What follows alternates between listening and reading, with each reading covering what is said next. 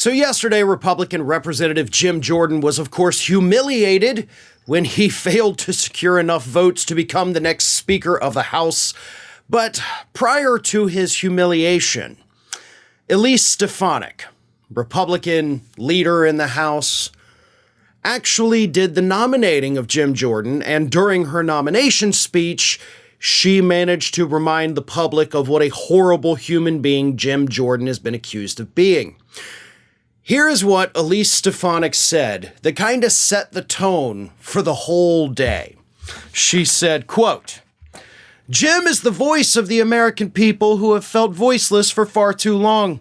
Whether as Judiciary Chair, conservative leader, or representative for his constituents in West Central Ohio, whether on the wrestling mat or in the committee room, Jim Jordan is strategic, scrappy, tough, and principled."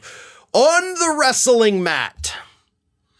You know, of all the things that Jim Jordan has done in his life, of all the things that Jim Jordan has been accused of doing, perhaps bringing up his history as an assistant wrestling coach, where he's been accused by some of his former wrestlers of turning a blind eye to the abuse that they suffered, maybe that's not the best thing to remind everybody in the country of before you try to make the guy the Speaker of the House. Because you see, Elise Stefanik was not just trying to sell Jim Jordan to the House, she was selling Jim Jordan to the public by reminding them of his history with wrestling, of which there is no good connotation for Jim Jordan. Like, why don't you just bring up, like, and on January 6th, he was trying to not certify the election. He was texting Mark Meadows. Like, all of the horrible things Jim Jordan has done, or has been accused of doing, I should say, should have been left out of that speech, Elise. Like, what? That's not even relevant.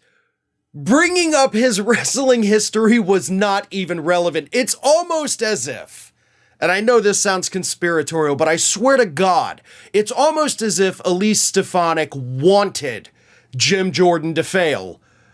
I mean, that is the only reason I can conceive of as to why she would actually mention his history with wrestling, because again, huge scandal there that was never fully fleshed out. But she did it. And then, of course, Jim Jordan went on to lose by 20 votes.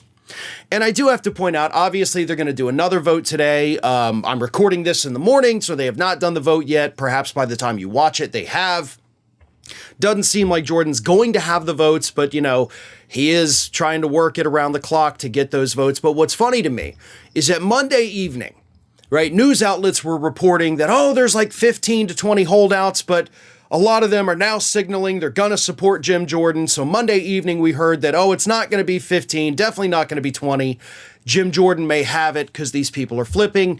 Then Tuesday rolls around and they're like, oh, nope, never mind, sorry. 20 people voted against him.